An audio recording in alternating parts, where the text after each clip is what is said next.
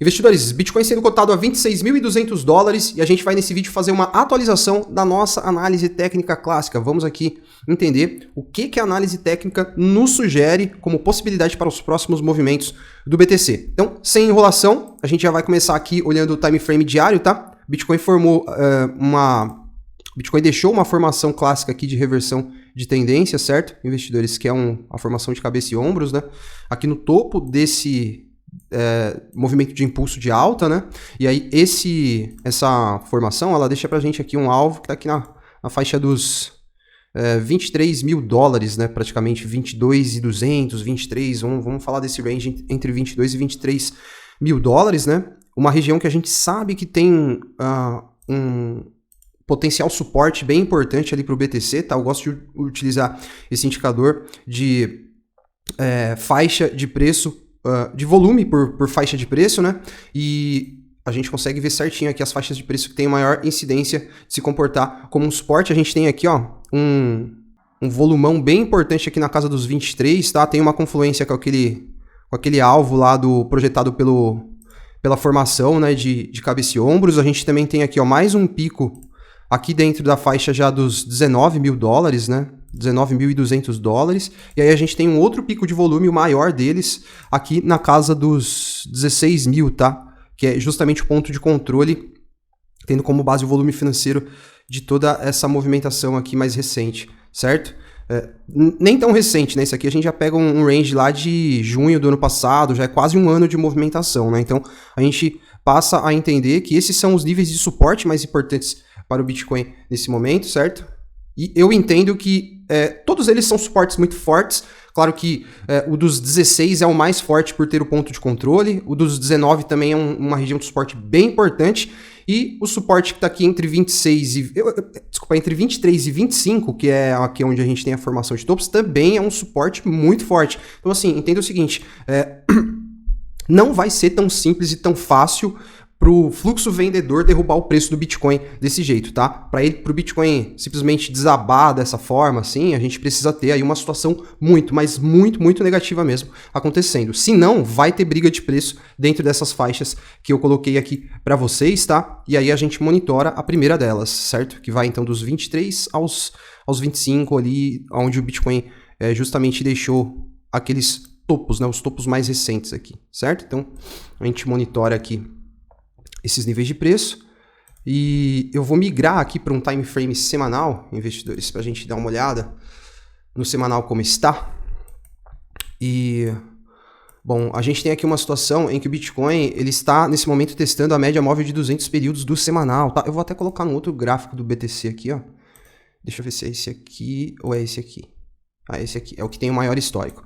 Então, a gente tem uma MM200 do semanal, que sempre se comportou como um suporte para o Bitcoin, tá vendo? Desde que ela apareceu no chart, lá em setembro de 2013, ela sempre se comportou como suporte, o Bitcoin só agulhou para baixo dessa MM200, tá vendo? Ele foi encontrando suporte, agulhava para baixo aqui, até mesmo no crash que a gente teve lá em março de 2020, ele agulhou para baixo, mas ele encontrou suporte nela no fechamento da semana e voltou a se projetar para cima, e aí a gente teve um rompimento verdadeiro que aconteceu aqui em junho de 2022. Bitcoin testou em uma oportunidade aqui entre as semanas de 8 e 15 de agosto e não conseguiu romper, se projetou para baixo, foi lá fazer a mínima, e aí ele fez um rompimento para cima aqui na semana de 13 de março de 2023. Então o que a gente entende? Bitcoin não pode de maneira nenhuma perder essa MM200 que está aqui nos 26.276, é exatamente onde o Bitcoin está testando nesse momento, tá? Isso porque se essa MM200 ela se comportou como um suporte tão forte, tão resiliente para o BTC ao longo dos anos,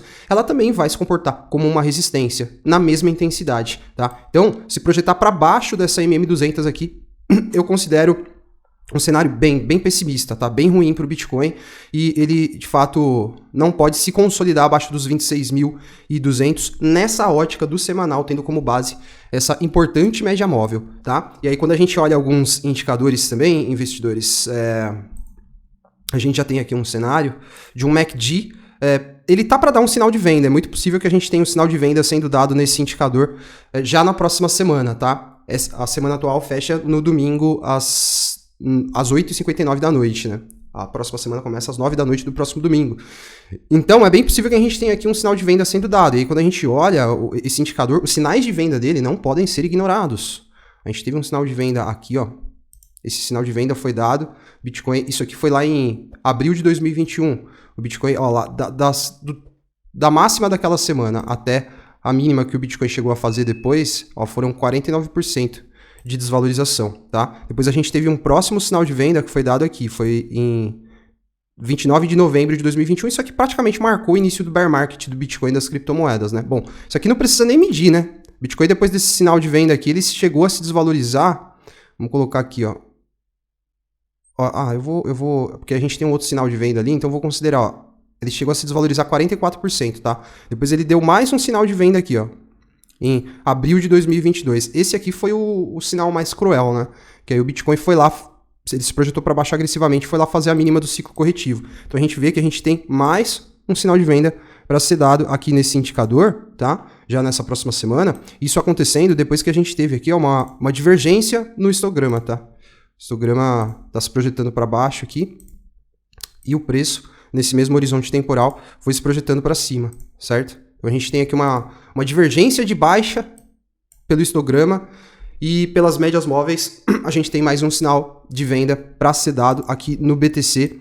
Pelo MACD, esse indicador não pode ser ignorado sem dúvida nenhuma. Aí a gente tem também aqui, pelo indicador de momentum, uma situação onde a gente já vê que primeiro que a gente também teve aqui uma divergência de baixa, né? A gente liga esses topos aqui.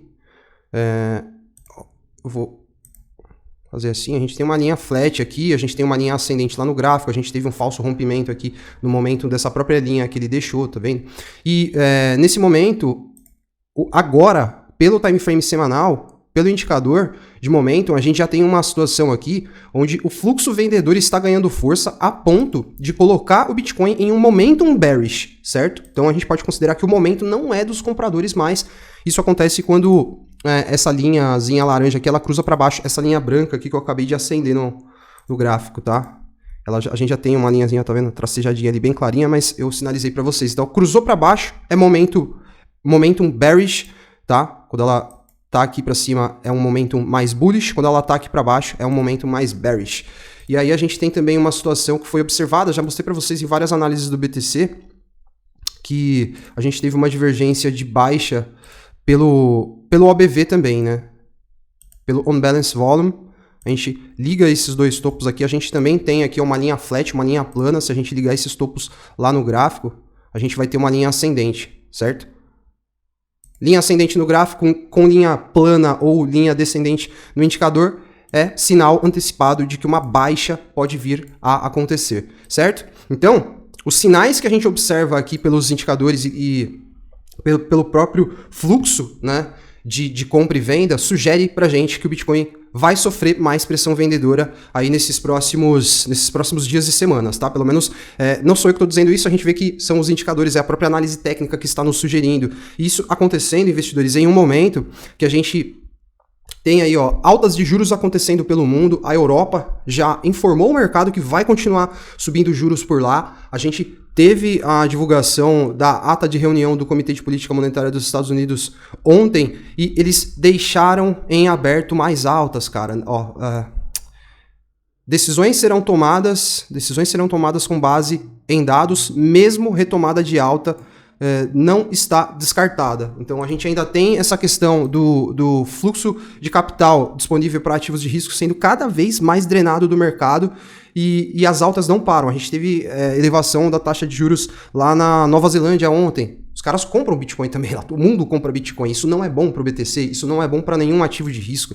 Então, enquanto a gente vê essa política contracionista ganhando força pelo mundo, vai ficando difícil para os ativos entrarem em um ciclo de alta sustentável. E aí a gente está falando aqui do problema de juros que continua sendo elevado. Agora a gente, para fechar o vídeo, coloca para vocês que aquele imbróglio das negociações sobre o teto da dívida dos Estados Unidos não mostraram nenhum sinal de avanço aí nos últimos dias. E essa situação ela vai se agravando porque a data limite é quarta-feira que vem. Quarta-feira? É dia 1º de junho, agora eu não vou calcular aqui para saber se é quinta ou se é quarta, mas enfim, o prazo está se esgotando Investidores, eu considero alguns cenários aqui, tá?